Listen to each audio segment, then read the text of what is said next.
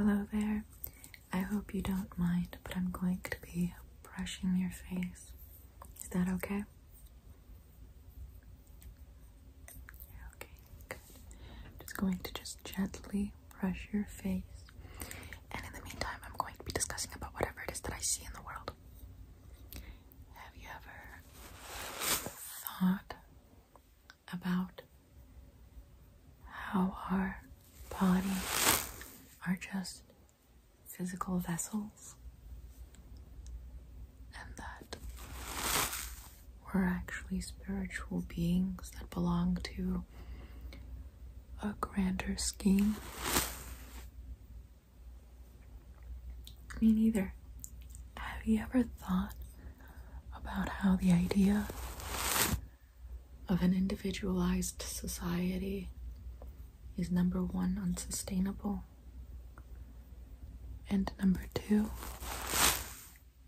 egoistic to a point where anyone who professes conviction in an individualized society is actually confessing to viewing themselves as a god? But yet, if they are their own god, then their own imperfections become justified, and there will be no correction in their eyes, and they'll get worse, and they'll justify becoming worse, thinking that because they are their own god and their own reality and their own perception, and everyone else is just a subject to their reality, they'll think that they should navigate the world based off of their own hedonistic pleasures. Whatever they seek in that moment is in itself justified by their wanting it, with no consequences towards, or no consideration towards forethought. And whatever good they do, they pretend that it's their benevolence, when in reality, whatever good they do is really just, is it truly of their doing? And is the malevolence that they enact truly of their doing?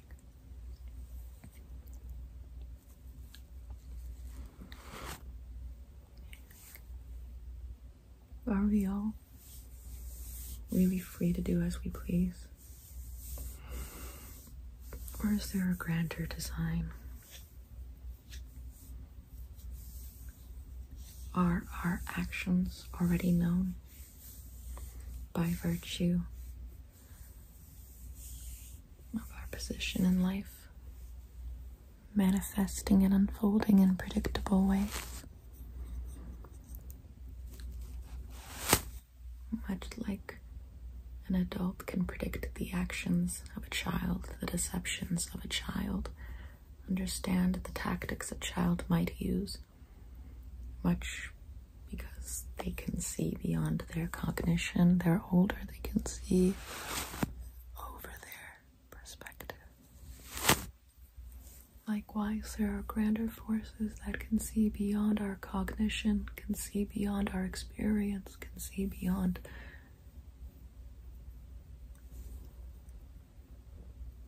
our life. So our lives are already predictable. It's very interesting. Now, the real question lies in, if it's so predictable, what qualities, conditions, or characteristics predisposes someone to thinking that they are a god, let alone enacting malevolence, whether directly or deceptively, versus someone who seeks to fight against those instincts, or seeks to do better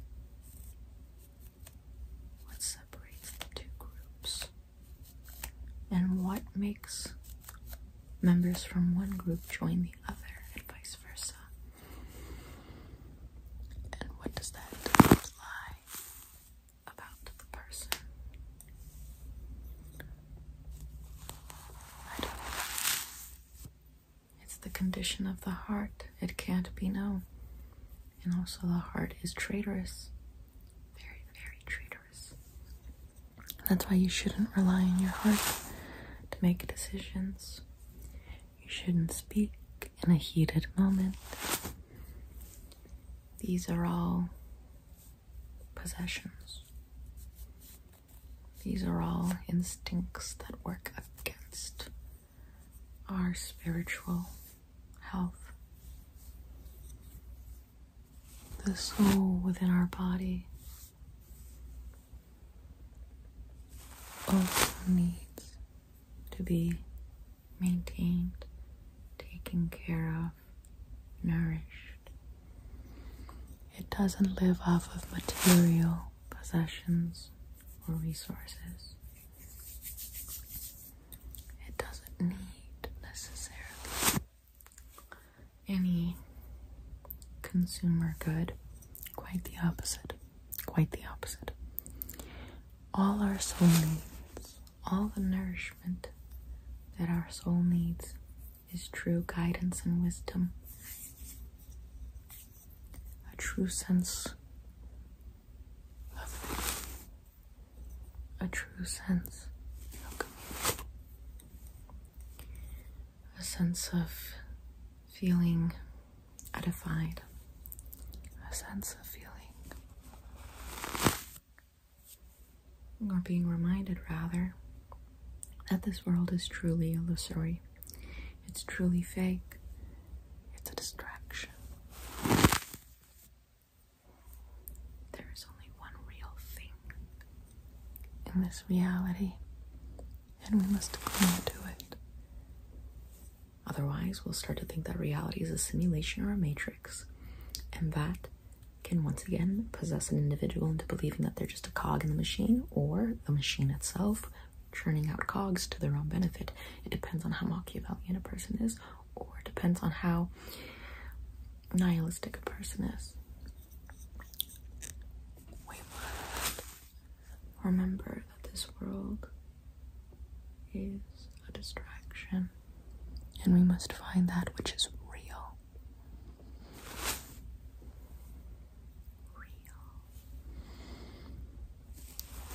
That which nourishes the soul, nourishes the spirit, keeps us alive. When our spirit starts to die, we start to succumb to the void, and we start to feel like death, and we start to crave death. But when we nourish our soul, we feel at peace with the difficulties of life. We feel at peace with living life.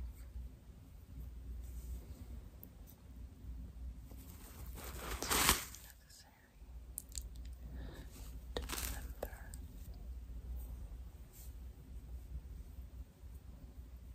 reality.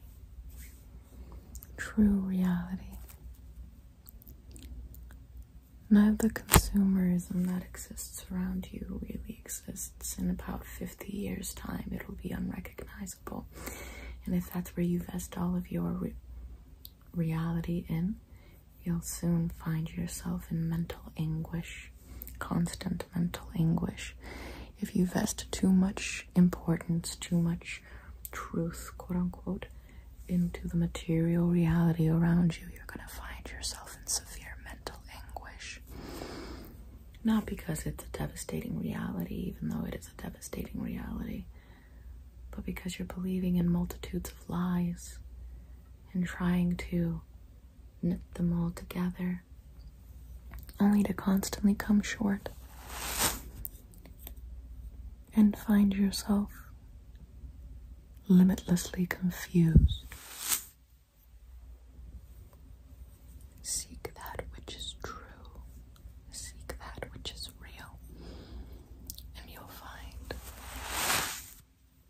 that life unfolds before you.